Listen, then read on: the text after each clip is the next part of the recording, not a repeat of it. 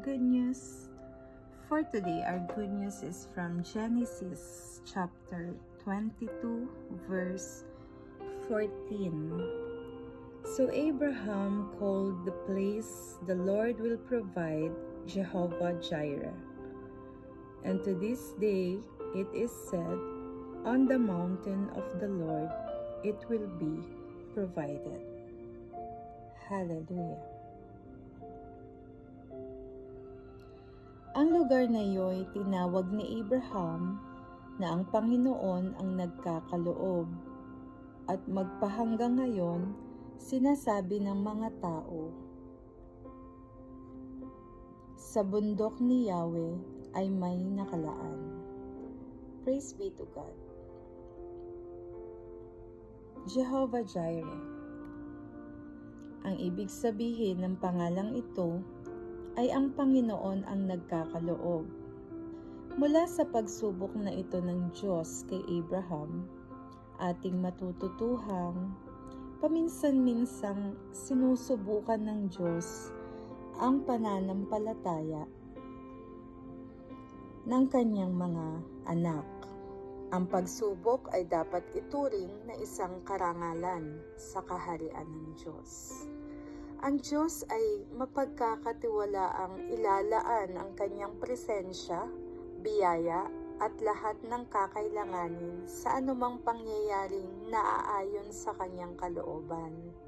Madalas na ginagawa ng Diyos ang kanyang layon ng pagliligtas sa pamamagitan ng pagkamatay ng isang pangitain, na maaaring hayaan niyang mangyari ang mga bagay-bagay sa ating buhay na waring magwawasak sa ating mga pag-asa at pangarap.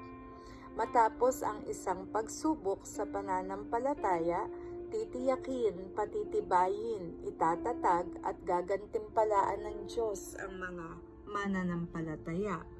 Ang paraan upang matagpuan ang tunay na buhay sa Diyos ay sa pamamagitan ng kusang loob na paghahandog ng lahat ng hinihingi ng Diyos. Pagkatapos ng pagsubok sa pagdurusa at pananampalataya, ang bunga ng lahat ng pakikitungo ng Panginoon sa mananampalataya ay mabuti at mahabagin. Praise be to God. What's interesting is that rams are not normally found that high up on the mountains, but God knows how to get the provision to you. The ram was waiting for Abraham. It was going up the mountain before Abraham even knew he needed it. The Lord will provide.